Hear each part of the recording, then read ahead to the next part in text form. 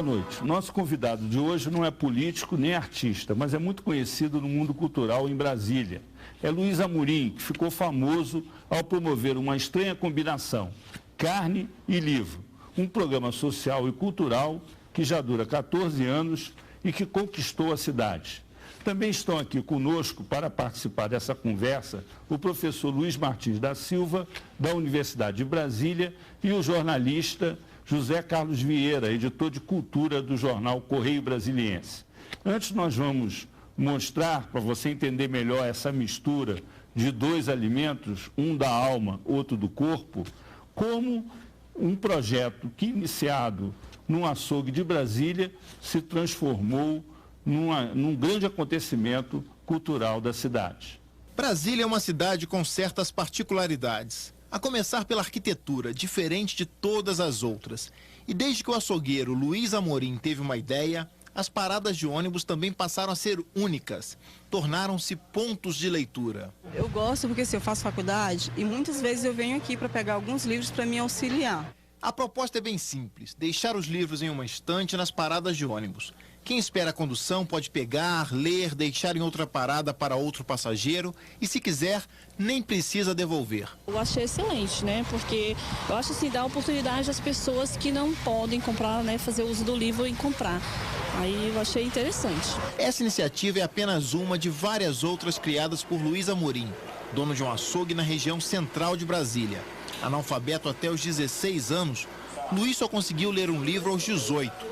Desde 1994, dono de um açougue, Luiz achou que poderia fazer mais pelas pessoas do que simplesmente abastecê-las com quilos de carne.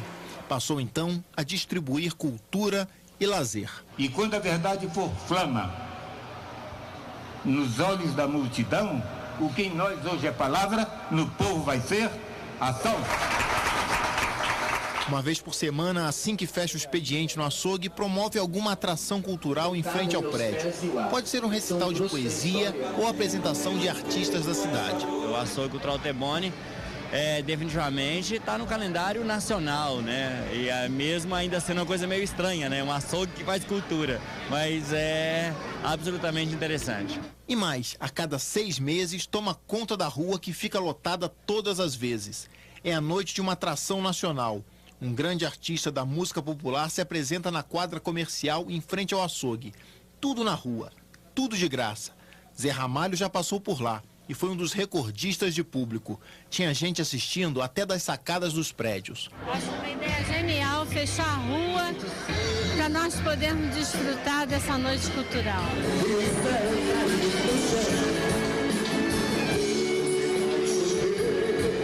Conhecido e já integrado ao calendário cultural de Brasília, o açougue cultural Tibone virou ponto de encontro da cidade e é também o comércio mais lembrado pelos consumidores de Brasília. Eu conheci o açougue pela matéria na imprensa, pelos comentários dos shows que ele faz. Então vim hoje aqui comprar carne e ver se essa parte também é boa.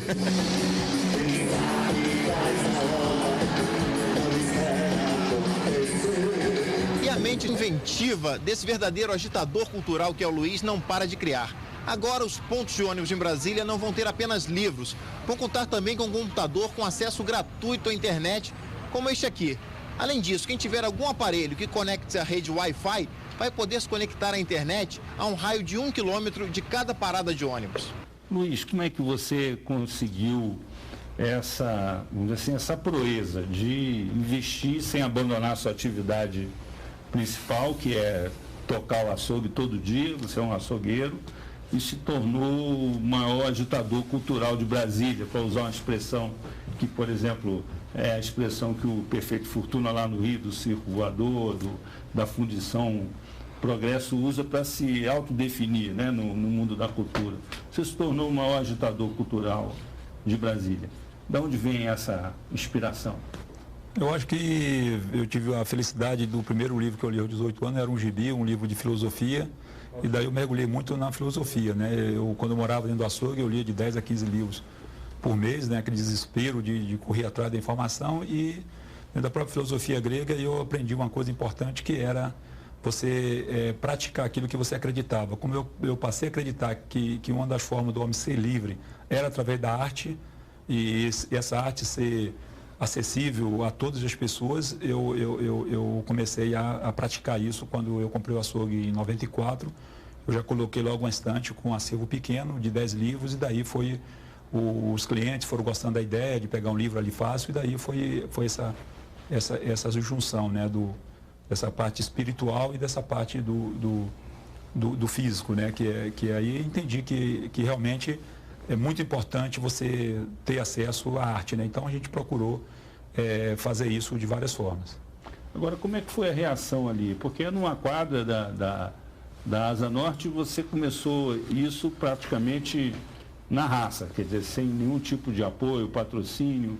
E como é que a vizinhança ajudou nisso? Como é que foi o envolvimento da comunidade? Porque, por exemplo, para você manter o ponto do ônibus com os livros e aquilo não se deteriorar, aquilo ser respeitado, valorizado, como é que foi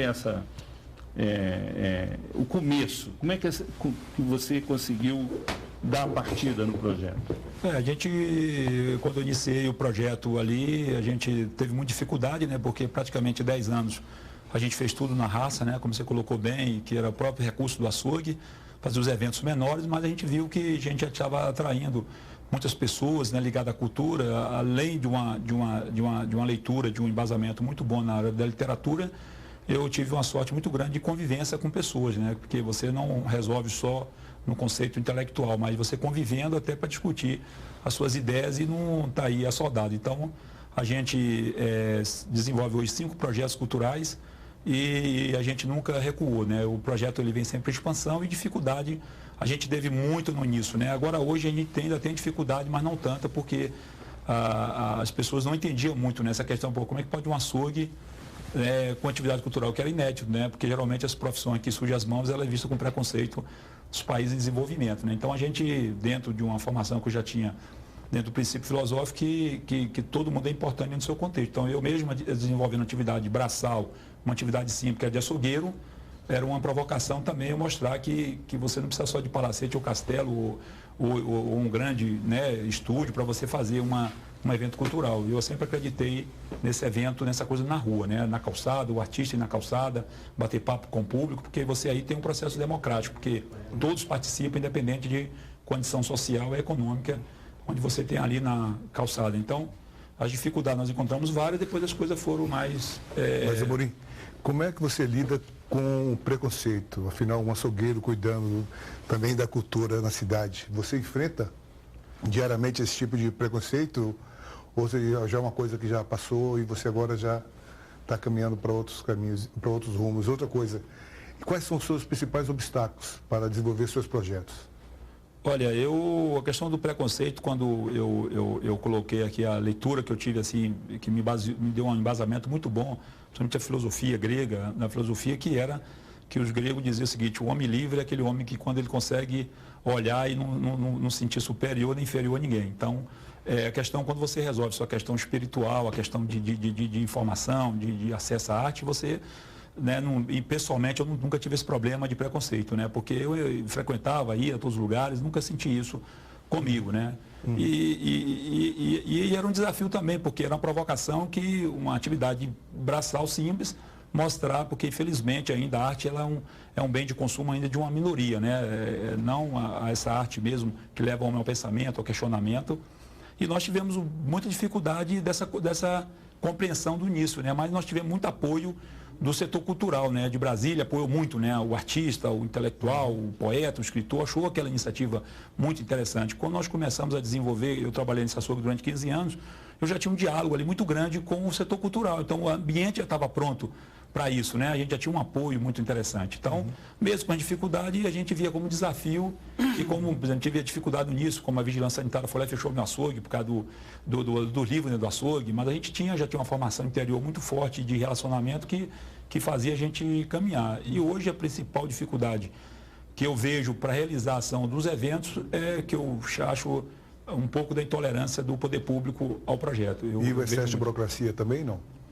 Eu acho que essa burocracia, né, de Mas você fazer... fazer... Como é que foi esse episódio? Só, desculpe interromper, como é que foi esse episódio da vigilância sanitária chegar lá e fechar o açougue por causa dos livros dentro do açougue? Qual foi o argumento que eles usaram? A fiscal, ela foi lá, viu umas estantes, apesar que esses livros não foi nenhuma denúncia, ela não tinha como contaminar nada, quer dizer, não tinha problema nenhum. E ela disse, olha, você não pode deixar livro dentro do açougue. Aí eu falei, mas por que não? Ela disse, a legislação não contempla, você pegou na legislação.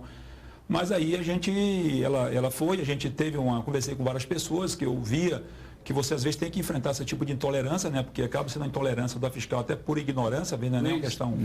Essa parte aí da vigilância sanitária, pelo que eu entendi, já foi superada há muito tempo. Mas você falou numa outra aí, que você chamou de intolerância do poder público. Traduz um pouco aí o que é essa intolerância do poder público. A intolerância do poder público, até conversando isso aí com o Zé Carlos, que é, às vezes, o morador, por fora, você está numa atividade ali na rua, né? Às vezes o morador chega, tem uma dificuldade de estacionar, e a gente, apesar de começar cedo, terminar tarde, o morador vai lá fazer uma demanda dentro do Ministério Público, ou lá no Detran, ou lá no IBRAM, ou faz, e esse fiscal, geralmente, ele atende a essa demanda, né, desse indivíduo, né? Não é uma abaixo-assinada, não é uma reclamação coletiva, até porque a Constituição garante o interesse do coletivo se sobrepõe ao interesse do indivíduo. Então vamos conversar sobre duas coisas, então, porque você se referiu hoje que a ONG, que é uma ONG, né? O Açougue Cultural é uma ONG, já tem 5 projetos diferentes, né? E o projeto que chamou a atenção, não só do Brasil, mas até de outros países, porque eu me lembro que veio aqui uma comissão até da União Europeia para observar essa experiência da Biblioteca Popular. Então vamos separar um pouquinho as duas coisas, porque ninguém tem reclamação contra a Biblioteca Popular, porque os livros ficam nas paradas de ônibus, né? A reclamação me parece que é quando há show. Eu já vi, inclusive, show não só de artista, mas eu já vi uma orquestra de Viena tocar valsas de Strauss e Mozart, né, com 12 mil pessoas na praça pública, né? Então isso às vezes incomoda a vizinhança. Mas eu queria que você explicasse um pouco por que a necessidade dos shows. O show contribui com a Biblioteca Popular, uma coisa tem a ver com a outra, como é que as duas coisas se relacionam?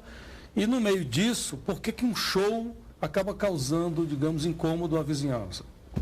Não, nós estamos agora editando, né, a 31ª edição da Noite Cultural, porque é um evento que a gente faz ele em maio e no final de agosto, né, na última quinta de agosto e última quinta de maio, que são 2 eventos que ele tem uma característica interessante, que a gente sempre traz o artista conhecido, né, e é uma celebração do grande público, e nesse projeto já passaram, a gente calcula que mais de 500 mil pessoas, nunca houve um incidente, nenhum tipo de reclamação. Então, a Noite Cultural Tibone, ele é um evento. Ele é um evento que a gente faz. É um evento da cidade. É um evento da cidade que, apesar que tem aquele ou um outro morador que às vezes reclama porque tem dificuldade de estacionar, e a gente, como faz 2 vezes ao ano, começa 7 horas e 10h30, no máximo 11 horas, esse evento já terminou. Então, a gente entende que manter esse evento é um enfrentamento, até de um bom sentido, da intolerância que a cidade às vezes vive, que o morador às vezes tem aquele que não gosta do evento, mas ele tem a tolerância de dizer que 2 vezes ao ano dá para conviver com aquilo numa boa, né? É como uma festa na casa do vizinho, né? Exatamente. E tem aquele morador que ele já é mais intolerante, ele não gosta e vai atrás do poder público para questionar, por que deixa interditar uma rua? Também a gente vê que às vezes tem um certo carga de preconceito, do sentido de às vezes é um filho de autoridade que chegou e não conseguiu encostar, ele aciona alguém do poder público e é um açougue que realiza, né? Não sei se isso tem uma certa dificuldade com essas pessoas que não gostam do evento, porque já foi feito levantamentos, 95% dos moradores da vizinhança aprova e gosta do evento, e gosta do projeto. Então, e a média de público qual é do evento? A média de público, né, do evento hoje, às vezes, chega a 20 mil pessoas, né? É um evento que já é um evento muito esperado, né? Nós vamos estar aí agora com o dia 31 com o Ivan Lins, né? E o evento tem uma característica interessante, porque os artistas que vêm, que participam, é um formato que é montado no dia, ele tem uma característica própria, ele foge um pouco das apresentações, às vezes, convencionais, de teatro, de estrutura já que esses artistas estão acostumados. Trazer artistas de grande renome nacional, isso aí, claro, todo mundo gosta, ainda mais de graça, o povo vai. Eu sabia de 12 mil pessoas, então já superou, você falou em 20 mil. Mas em que isso promove a leitura? Eu queria saber qual é o link das noites culturais, assim, com grandes artistas, e eu soube, inclusive, que os artistas gostam muito de vir, eles se sentem muito bem. Com a leitura. Olha, eu vejo assim, a leitura como uma coisa que mudou muito minha vida através da leitura. Eu considero das manifestações da arte a leitura a mais importante na vida do ser humano, né? Mas eu vejo que as outras manifestações artísticas também elas são importantes, até eu coloco como complementares a questão da leitura. Então, o nosso trabalho principal hoje é a literatura, né? O livro. Esse é o carro-chefe nosso. Porque ele é um projeto da Biblioteca Popular que ele funciona 24 horas por dia, o ano inteiro, e tem uma circulação hoje que a gente calcula em torno de 1.000 livros por dia. Quer dizer, talvez seja um dos projetos que mais traz incentivo à leitura, e também temos outros eventos que... O brasiliense lê ficção ou vai nas estantes buscar livros, apostilas para concurso? O que você acha? Eu acho que você, a partir do momento que você dá essa oportunidade, que a pessoa tem um acesso de brulhar, de olhar o livro, acesso ao livro, a gente leva para as estantes, né, uma série de publicações que é aquelas que a gente recebe, de didático, de livro técnico, literatura. A gente vê que a procura maior é por literatura, e a gente vê que é um projeto assim que a Noite Cultural é um projeto que você traz o grande artista e tem uma provocação, porque o palco é baixo, o artista ele topa participar de um evento provisório, como nós trouxemos aí a Orquestra de Viena e o próprio falar do Milton Nascimento, como está vindo agora o Ivan Lins, que já são uma estrutura que a produção do artista já não está muito mais interessada em participar.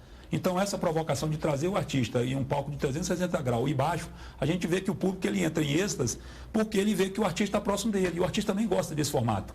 Né? Geralmente os formatos para esses grandes artistas são formatos de palco muito alto, quando é aniversário, uma grande celebração, e o público só vê o cara no telão. E lá não, o artista tem que empurrar o artista para passar, ele tem que passar no meio do público. Então isso gera um evento, né, altamente civilizado, sem nenhum tipo de essa aproximação do artista com o público, que eu acho que é o grande barato da Noite Cultural. Então a Noite Cultural ela acontece por causa desse público que já cobra muito, né? Então ele tem um evento específico nesse sentido. Luiz, nós vamos fazer um intervalo, voltamos daqui a pouco com 3-1, entrevistando aqui o nosso açougueiro, agitador cultural de Brasília. Voltamos com 3-1, que hoje entrevista Luiz Amorim, um açougueiro apaixonado por livros, criador de um projeto que leva a literatura a quem não tem o hábito da leitura e tem pouca renda para consumir livros e outros produtos culturais. Estão aqui conosco o professor Luiz Martins da Silva, da Universidade de Brasília, e o editor de cultura do jornal Correio Brasiliense, o jornalista José Carlos Vieira. Nós vamos retomar a nossa conversa com o Luiz Amorim, perguntando exatamente sobre como anda o projeto com relação aos livros, que são as bibliotecas que antes ficavam só no açougue, agora estão também nos pontos de ônibus. Nós estamos nesse projeto, hoje, ele completa dia 21 de junho, 5 anos, né, esse projeto da Biblioteca Popular. A ideia também veio porque eu sou usuário de transporte coletivo e sempre eu tive uma visão muito crítica da parada de ônibus, né, do ponto de ônibus, que sempre é um lugar não muito apreciado, né? O ônibus atrás, às vezes está muito sujo, às vezes é um abrigo ruim.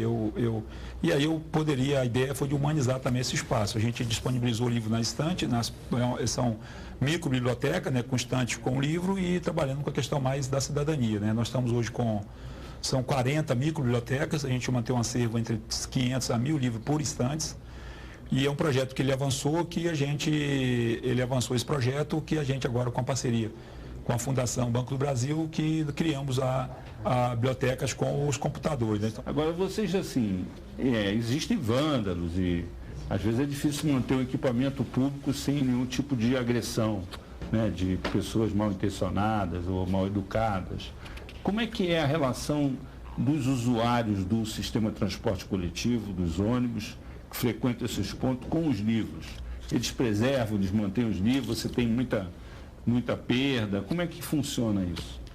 Quando nós lançamos o projeto, gerou uma desconfiança muito grande dessa questão do vandalismo e tal. Mas o Aristóteles, como ele afirma que o homem é um ser coletivo, um ser social, então a probabilidade de ele participar coletivamente desse tipo de ação é muito grande. Então nós vimos isso na prática. Né? Você tem um indivíduo que pode chegar lá, fazer alguma coisa, mas a gente, nesses 5 anos de projeto, a gente não tem nenhum registro assim, de vandalismo, né? De que a gente chegou lá, pegou uma estante e estava no chão, ou incendiaram a estante, ou fizeram alguma coisa nesse sentido. A gente vê que é um projeto que já tem 5 anos, 24 horas por dia. Se você olhar o painel na W3 Norte, ele sempre tem um livro, sempre você vai encontrar sempre alguém mexendo numa revista, no livro. E então, a pessoa pega o livro, leva e depois devolve. Tem algum tipo de cadastro ou isso funciona espontaneamente? Como é? É espontaneamente. Você põe um livro, né, daquele voto de confiança ao cidadão, e é um projeto voltado para a cidadania realmente, e a pessoa leva o livro, não tem, é um livro. Ela leva o livro e depois leva o livro. E as doações, as pessoas que têm livro, porque eu já vi que muita gente vai ao açougue doar livros. Aí. Se a pessoa está em casa, tem livros. Digamos assim, muita gente leva os livros para vender no sebo, então, digamos que ele quer doar. Como é que a pessoa faz? A pessoa leva direto na parada? Não, leva? Pode levar também. Levar direto na parada? Pode, tem gente que deixa na parada, mas às vezes a maioria deixa no açougue mesmo, porque lá a gente faz a identificação do livro, né, faz a seleção e tal. Então, a gente recebe hoje, a gente tem parceiro, tem o Aniversário de Brasília, a Biblioteca Demonstrativa, a Biblioteca Nacional, a própria Mala do Livro, que também são doadoras de livros, né? Já recebemos doação da Arca das Letras. Então, além disso, mas o principal para a gente é a doação da comunidade, né? Que a comunidade faz a doação desse livro. Luiz, eu tenho visto que em Brasília, pelo menos, o ponto de ônibus é um lugar de sociabilidade. As pessoas se encontram, mas eu tenho visto que o ponto de ônibus, ele tem a parada de ônibus tem sido disputada com vendedores, pessoas que vendem cafezinho, balas e tal. Isso não gera Como é que é a aceitação do livro? O espaço ali, porque a parada é muito pequena, né? Não tem uma disputa ali de espaço de quem é que vai prevalecer, se é o vendedor de sanduíche ou se é a biblioteca popular? Não, essa parceria até com o ambulante foi até boa, porque o ambulante achou assim que ele até valorizou mais. Né, ele cuida dos livros? Ele cuida dos livros. A gente tem muitas... que ele achava que aqueles livros ele estava tirando a prateleira dele. Não, a gente teve esse cuidado, né, de botar a prateleira num lado que também não criasse dificuldade para ali para o ambulante, e a gente vê que a grande maioria respeita e ajuda e organiza. Tem ele não deixa de ser um atrativo, né? Não deixa de ser atrativo, ele já adotou a estante, né? A gente tem várias entrevistas de ambulantes que chega ali e cuida, né? Então até um parceiro, porque ele... até um parceiro que ele fica ali muito tempo, né? Geralmente ele trabalha de 10 a 12 horas por dia e acaba cuidando também do projeto. Então, essa relação foi tranquila. Você tem feedback assim de leitores, de pessoas que leem, que te procuraram para comentar alguma coisa? Olha, o feedback melhor que a gente tem é a participação popular do projeto, né? Assim, que o público se apossou do projeto, né? Até tem um exemplo que quando eu fui fazer a vez a manutenção com um carro particular, que tem uma Kombi, eu peguei os livros que não estavam carimbados e tal, e um senhor lá não deixou eu levar os livros, porque ele disse que não, você não pode levar esse tanto de livro. Eu falei, não, mas aí tive que me explicar que tinha criado o projeto e tal, mas ali que eu achei interessante porque já era uma prova do cidadão se apropriando, tomando conta do projeto. Aí eu não fico mais, fui com um carro particular assim com uma Kombi para não ficar explicando o projeto. Eu estava uma vez lá no açougue, e desceu uma mocinha de um carro, com a família, e ela veio com os livros, dizendo, olha, eu vim entregar esses livros aqui, porque tinha um cara vendendo os livros e eu vi que tinha o carimbo do açougue, ou seja, tem gente que está pegando os livros do açougue cultural e está vendendo por aí. Isso você já tomou conhecimento disso? Eu até brinco, né? Porque o projeto, às vezes, eu fico procurando qual é o ponto cego do projeto, né? Porque ele acaba não tendo, porque o livro, muitas pessoas questionaram, mas eu não vou doar meu livro porque a estante fica ali e o livro ali não há condição adequada. Eu digo, olha, tem livro que fica em estante 20 anos, só uma pessoa leu. Então, acho que ele durar 1 ano e 10 leram, eu acho que ele tem muito mais utilidade, vai estar muito mais feliz esse livro. Nesse caso que eu estou contando, eu fiquei encantado, porque a moça, era uma moça de classe média, alta, ela comprou os livros e foi lá e entregou de volta. Não, até para esse assunto até interessante, que uma amiga minha ligou, né? Uma amiga minha me ligou e falou assim, o projeto está com problema, né? Eu falei, mas qual é o problema? Porque eu estava aqui num barzinho e um cara veio aqui e me vendeu uns 10 livros, mas eu já levei lá para a estante, eu dei R$10 para ele, depois eu fui ver os carimbos, a gente já leu, levou, né? Aí eu falei, não está com problema, você deu R$10 pro cara, o cara comeu e você levou ali para as paradas, quer dizer, não é o que a gente quer, mas também não está com problema. Então, quer dizer, esse livro volta, né? Eu brinco, né, que assim, que o vendedor, às vezes acontece isso, de alguém pega um livro, às vezes esse livro acaba circulando também dessa forma, né? Porque, mas aí acontece, ele, na verdade, ele está cobrando o serviço dele de pegar o livro, ir lá no bar e dar para o cara ler, depois o cara vai devolver o livro, porque tem um carinho, quer dizer, na verdade ele acaba cobrando esse serviço, né? Na verdade é um novo ciclo, né? É um novo ciclo. É um novo ciclo, então quer dizer, e o livro eu não vejo assim até porque o que eu vejo mais importante nesse projeto é quando eu ouço hoje clientes ou pessoas dizem assim, olha, aquela revista que eu jogava fora, eu não jogo mais, eu guardo e levo e deixo na parada. O jornal, às vezes você chega lá, você pega jornais mesmo, né? O Correio Brasiliense, você pega outro jornal que a pessoa leu, passa na parada, encosta o carro e bota o livro, o jornal lá. Luiz, e sobre o furto de livro, hein? Porque achei interessante essa ideia do bom ladrão, né? O bom ladrão de livros, né? Então, você tem aquele bom ladrão que foi crucificado ao lado de Jesus Cristo, agora tem um bom ladrão que rouba livro. Na verdade, a pessoa que quiser pegar o livro na parada e quiser ficar com ele em casa, pode ficar também. A gente, assim, o livro, na verdade, ali, ele é do usuário do transporte coletivo. Ele pega o livro, porque o livro da Biblioteca Popular, eu encontrei uma pessoa agora que ele disse que pegou um livro, estava na 25ª pessoa lendo. Então, provavelmente, um livro desse ele vai levar uns 2, às vezes até 3 anos para voltar, para chegar, né? A pessoa lê um livro, gostou, ele dá para o pai ler, para o irmão, para o amigo, né? Às vezes até a própria empregada pega um livro para ler, dá para a patroa ler. Isso acontece muito. Eu já ouvi muito esses depoimentos. Então, assim, eu acho que o projeto, ele é um projeto muito democrático, né? Que você dá esse voto de confiança ao cidadão, e é um projeto que existe 5 anos, com 24 horas por dia, mesmo com as dificuldades, que tem gente que reclama às vezes, tem pouca literatura, tem mais livro didático. Às vezes você bota um livro lá, que você pensa que aquele livro, um livro que não tem valor, você recebe uma ligação da pessoa fala, olha, eu encontrei um livro aqui muito raro, que eu procurei, inclusive, esse livro nos Estados Unidos, não encontrei esse livro, encontrei na parada de ônibus, vou levar minha estante todinho, cadê esse livro? Eu não vou devolver, mas vou levar mais. Se a pessoa quiser doar, se a pessoa está em casa, eu quero doar livros, liga para você vai buscar o livro? Como é que é? A gente não tem logística para buscar livro, né? A gente só recebe no açougue e busca na instituição, porque a nossa estrutura é muito pequena. A gente faz isso com o próprio pessoal do açougue, que na hora vaga vai levar livro, né? E agora com essa nova investida, com essa melhoria que a gente vai ter agora, eu acho que o projeto vai melhorar bastante, porque nós já está pensando aí na Copa do Mundo 2014 e queremos que isso aí vire também lá fora, Brasília é conhecida, muito feliz quando eu encontro a pessoa que diz assim, olha, exemplo de cidadania em Brasília é a faixa de pedestre, o livro nas paradas de ônibus. Né? Eu acho que já demonstra de cidadania. Isso, porque o livro já, no ponto de ônibus, ele já não tem dono, né? Então não tem a figura do ladrão, né? Exatamente. Então você não consegue, até brinco, né? Ladrão de livro tem perdão. A gente não. Né? Mas a gente, claro, que pede, né? Tem as indicações que é para se colaborar, participar, mas a gente vê que a grande maioria ela colabora muito. Tem um que não colabora, mas tem 10 que colaboram. Então esse some. Então, quer dizer, tipo assim, a gente às vezes vê o cidadão falando, eu brigo, porque o cara às vezes pega o livro, senta na época de chuva, bota o livro, chega aqui, está suja o banco, ele senta. Aí eu brigo com ele e tal. Então você vê que as pessoas já se apossaram do projeto. Isso que é legal.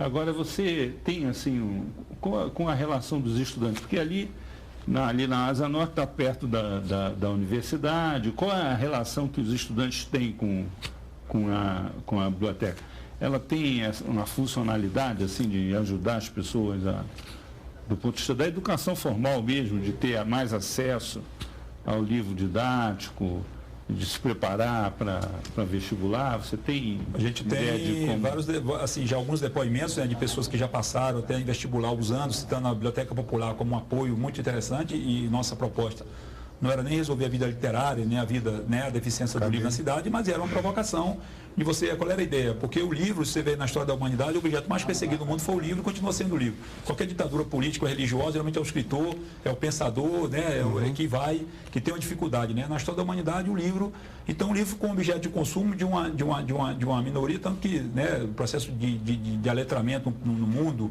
né, dos detentores dessa informação, esse livro, então, criou-se a cultura de um livro ficar lá na estante, guardado, e a pessoa não fazer esse livro flutuar, tanto que a gente ouvia muito depoimento, livro eu não empresto de jeito nenhum, não gostava de emprestar livro. Então hoje quando você vê a pessoa dizendo, os livros didáticos agora, eu falo para o meu filho não riscar, para levar para as paradas de ônibus, que tem outro que pode utilizar, então a gente vê uma mudança de comportamento, e a ideia é você criar 2 ou 3 pessoas ali na parada, ou poucas pessoas que já recebeu essa influência, para nós já é um Agora, caminho assim bem... Você tem conhecimento de casos em que esse projeto foi copiado, replicado? Por exemplo, é sabido que a Unesco se interessou por esse projeto, e inclusive te ajuda nesse projeto. Como é que é isso, essa experiência? Porque é uma certa institucionalização, né, de uma ideia, né? A gente teve já 2 publicações da Unesco, né? A Unesco divulgando esse país juntamente com os países da ONU e reconhecendo que é um dos projetos mais interessantes em termos de tecnologia social, fácil de replicar. Esse projeto já foi multiplicado em vários lugares. Nós recebemos uma comissão aqui da Espanha, né? E a gente já ficou sabendo que na Inglaterra e na Alemanha a gente até recebeu a visita do pessoal da Alemanha que aplicou lá na cidade deles, eles viram, acharam interessante, vieram, trouxeram foto, que aplicaram essa ideia, porque esse projeto ele é ímpar no mundo, porque até no terceiro mundo você assim que fala, né, politicamente como é que o país de desenvolvimento, você geralmente o cara parte desse princípio o cara que der pedra, não cuida, né? Isso vai dar certo em Brasília, mas no outro estado não dá certo. Eu sempre acho que dá certo em qualquer lugar do mundo. E lá nos países ricos, geralmente você faz aquela coisa com mais recursos, mais certinho e tal. E esse modelo do livro, na parada de 24 horas, para o cidadão fazer o que quiser com aquele livro, isso foi uma coisa assim, inédita, que já foi copiada em vários lugares de Brasília mesmo, já foi copiada. Às vezes a pessoa até me liga, pedindo autorização, você pode copiar. Eu falei, isso aí está liberado, isso aí não tem, pode qualquer um que quiser levar o livro para a parada. E foi legal porque as pessoas mudam o paradigma, mudam o conceito que pode usar um aparelho público, uma parte de público, botar uma estante, chegar lá e usar. E de forma inteligente, que é a ocupação urbana da cidade, você pode ocupar de forma coletiva. Então, as pessoas viram que não precisa de uma estante, até motiva as pessoas a fazer uma coisa simples. Não precisa de uma grande construção, de um grande projeto para ter uma biblioteca. Que ela pode ser que esse modelo da biblioteca popular é isso mesmo, é baseado na cidadania e no livro livre. Luiz, e as editoras? As editoras vivem de vender livros. As editoras são simpáticas, elas doam livro também. Como é que é a sua relação, a relação desse projeto com as editoras? Eu acho que isso aí é bom, né? Porque quanto mais leitores, mais livro vai comprar, né? Até porque o projeto Biblioteca Popular, ele acaba tendo...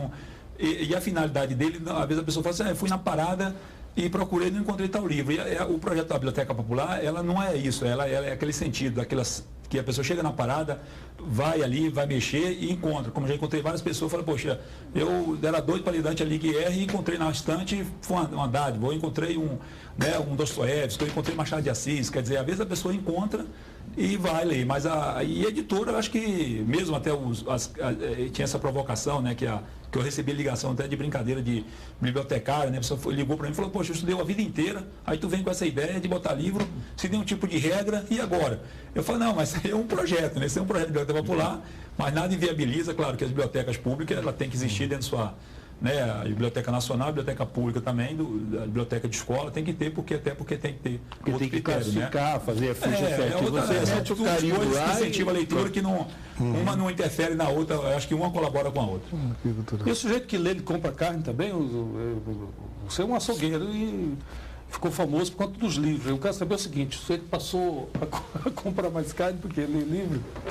A gente eu até brinco, né? Porque quando eu participo de bate-papo, as pessoas perguntam muito de cultura, não perguntam sobre carne. Eu continuo no açougue o dia inteiro, trabalho como açougueiro, e é claro que é um projeto que ficou muito simpático, né? Aos clientes, ao consumidor, que é comum na Europa você ter Vou fazer uma pergunta em cima disso aí, eu não resisti.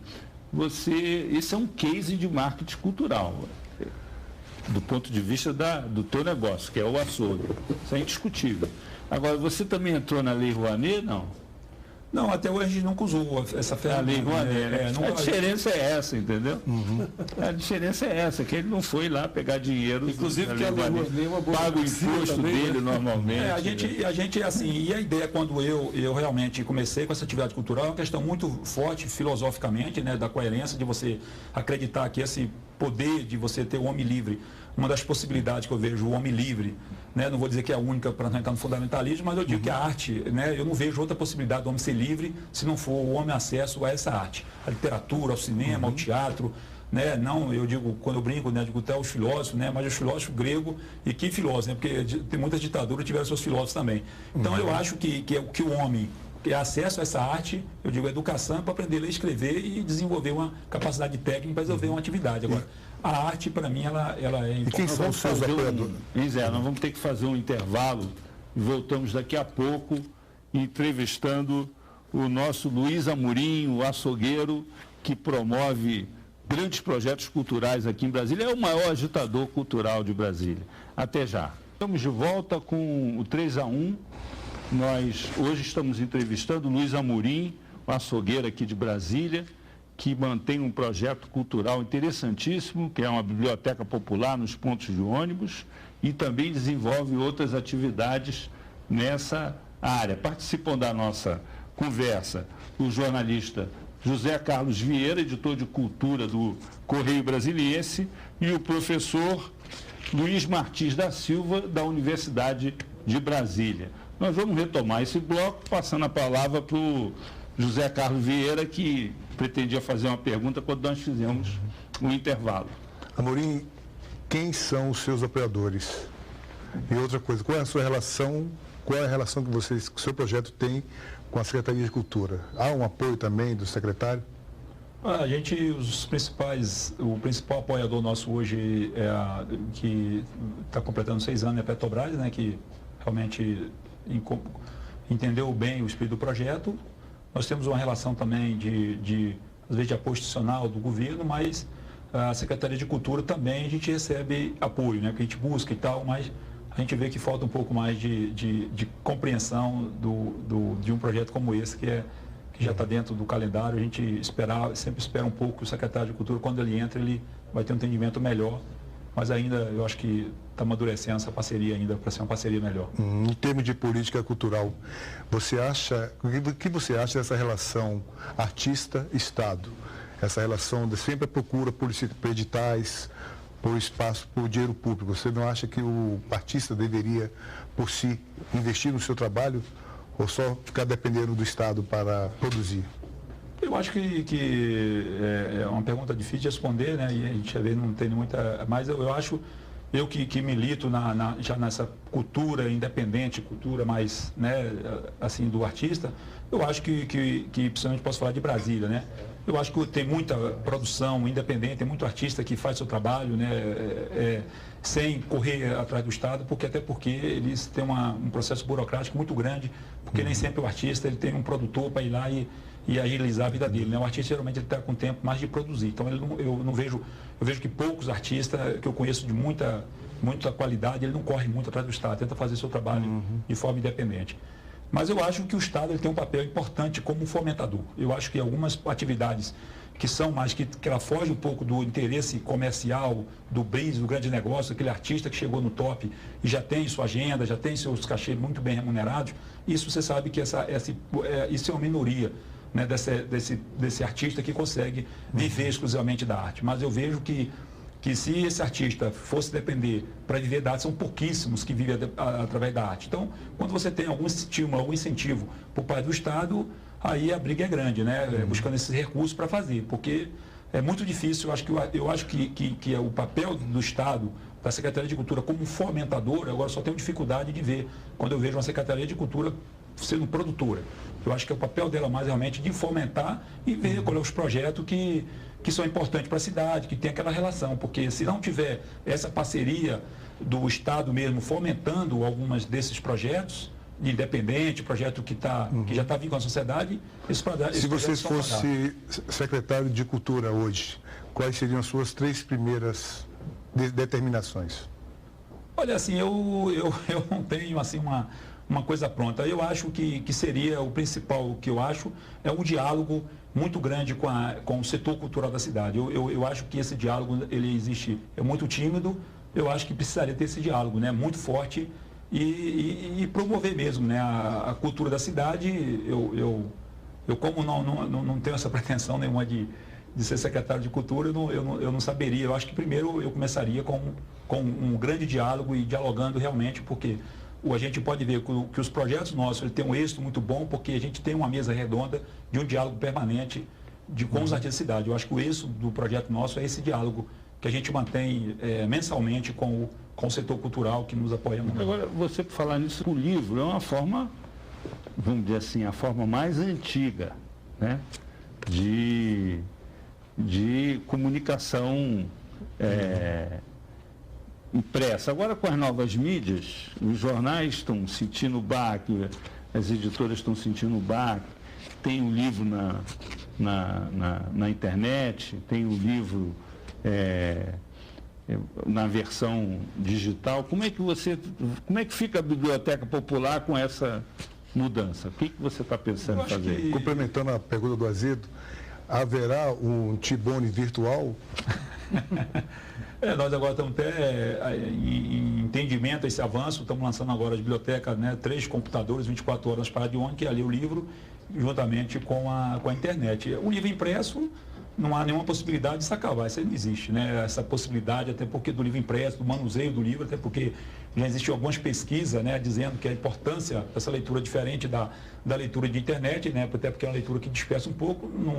Eu não vejo, eu acho que é importante, é ler, né? Se está lendo um livro na internet ou no seu ali, na sua prancheta eletrônica, não importa. Eu acho que o importante é ler. Eu acho que ela pode ser uma ferramenta que pode contribuir. Agora, quando surgiu o advento, quando veio o advento do cinema, diz que o teatro ia acabar, né? Eu acho que essas manifestações da arte, não existe possibilidade nenhuma do livro. Eu acho que houve até um avanço das publicações, né? Manusear um livro, você está com um livro na mão, impresso, eu acho que isso aí, possibilidade disso acabar, não vejo essa possibilidade. Eu acho que a internet ela veio para contribuir, não tenho essa dificuldade não, tanto que a gente rapidamente já colocamos o computador na paradinha para dizer, olha, as duas coisas podem andar legal, andar junto, não vejo esse... Agora, como é que essa experiência você está fazendo em 3 lugares ou são 3 computadores num lugar só? Como é que é isso? A tua ideia, qual é? São 3 lugares diferentes, né, que a gente está colocando esses computadores, né, foi um desafio muito grande, a gente...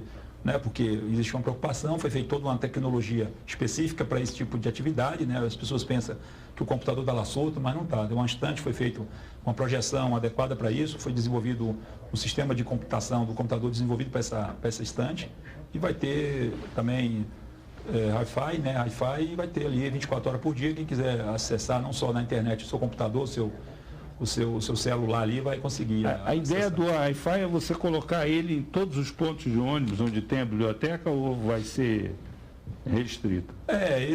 Não, o Wi-Fi vai ter esse sistema de rádio, ele vai estar com raio de ação de 1 km em volta da parada, né? Então quem estiver naquele raio de ação de 1 km vai poder acessar.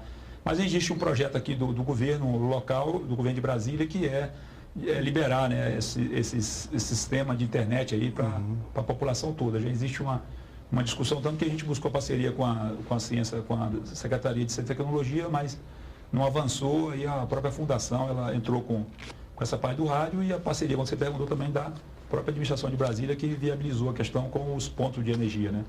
Nós tivemos essa parceria.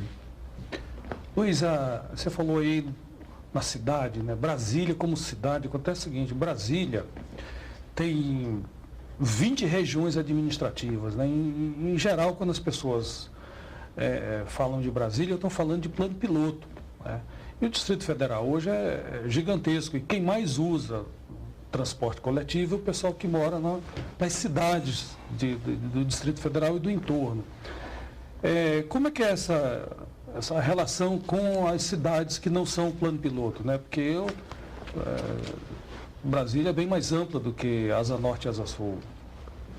A gente, por exemplo, o livro nas paradas de ônibus, ele pega 90% do usuário é morador de cidades satélite, nas cidades em volta aqui de Brasília, que é o usuário, né? Praticamente aqui aqui se usa muito transporte coletivo, principalmente essa classe que tem um poder aquisitivo um pouco menor. Então, essa relação. E a questão de eu morar aqui no plano piloto, eu sigo um princípio que é tolstoiano, né, do Leão Tolstói, que dizia que é ser universal, né, mude e faça na sua aldeia. Então, como eu moro ali na Asa Norte há 40 anos, eu até me cobro, né? Por que você não faz na Ceilândia, no Gama? Eu digo, opa, lá tem que ter os agentes que vai fazer. A gente pode dialogar, mas a gente já foi até convidado para levar essa ideia para outros estados. A gente fala, ó, a gente faz aqui, troca uma ideia, mas a gente só quer, a ideia desses projetos nossos é de melhorar os projetos, né?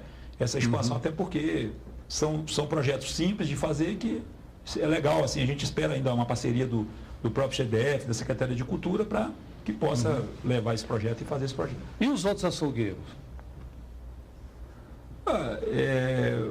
Assim, eu vejo assim, que é uma avaliação muito positiva assim, entre os açougueiros, né, que fazem, né? Mas a minha, quando até falou a questão da expansão, eu tenho hoje uma loja, eu mantenho fiel a essa loja o tempo inteiro, não houve nenhuma expansão por questão do nome, até para preservar isso, né, para não ter aquela ideia do foi feito um marketing cultural, o cara está numa expansão. Até porque eu venho de uma formação filosófica, eu fui daquela formação que eu só quero o suficiente para viver bem. Então, ali do meu açougue, eu gosto de conversar com o cliente, atender o cliente, tá ali, é uma coisa que eu aprendi a gostar. Eu perguntei isso porque eu soube que cabeleireiros, padeiros, tem outras profissões também que estão favorecendo aí ideias semelhantes. Eu acho que no Brasil, né, a gente é muito farto dessas ideias da sociedade, né? Porque como a gente é um país que tem dificuldade, então a criatividade do brasileiro é uma coisa, diz que a criatividade do brasileiro vem pela carência de recursos, né? Então tem que se virar nos 30 para fazer, né? Então a gente tem muitas iniciativas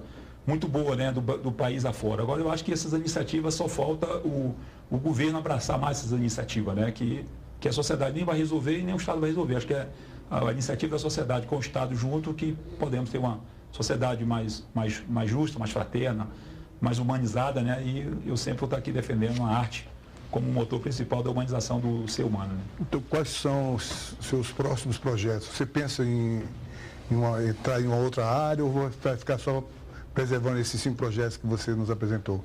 Não, a gente tem aí a ideia é sempre estar melhorando esses projetos, né? O projeto principal nosso é a Biblioteca Popular, o segundo projeto nosso é o projeto, né, que a gente tem um grupo de discussão que é o Viva Arte, que é um projeto de trazer o poder público para debater, que é o Observatório da Cultura, que é um projeto, não é um projeto para defender os projetos do Tibone, ele é para defender, é um projeto coletivo, para defender a cultura da cidade, né? E o nosso foco principal é a Câmara Legislativa, onde lá que se cria as leis, né? Então a gente é sempre trazendo o poder público, né? Como na eleição, trouxemos todos os candidatos a governo para debater sobre Surtiu algum efeito concreto desses debates? Não, surtiu até um projeto de lei que foi aprovado agora em função disso, né? Que é a ocupação da área pública.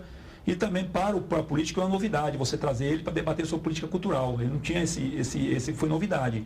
Para o político, você trazer ele para a praça para debater exclusivamente sobre política cultural. Geralmente é aquela busca, mas, né, e isso foi novidade. Então é um movimento que a gente está buscando criar esse hábito, né, de você debater com gestores públicos sobre política cultural. E eu acho que o resultado tem sido interessante. Agora, qual é o envolvimento assim, dos intelectuais, dos artistas de Brasília com esses projetos? O que você avalia com relação a isso? Olha, essa adesão é significativa? Com certeza. Eu acho que o projeto ele chegou no patamar que chegou em função dessas pessoas que frequentam, né? que está sempre debatendo ali com a gente, né?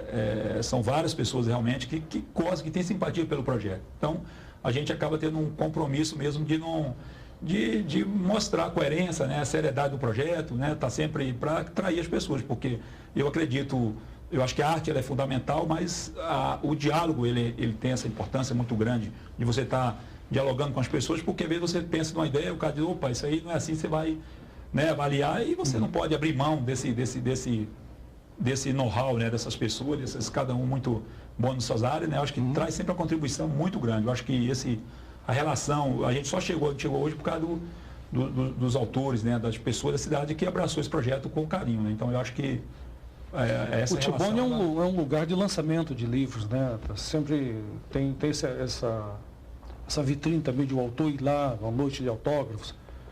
Já trouxemos vários escritores, né, fazer lançamentos daqui de fora, de Brasília também. A procura hoje para ocupar o espaço ali é muito grande, né?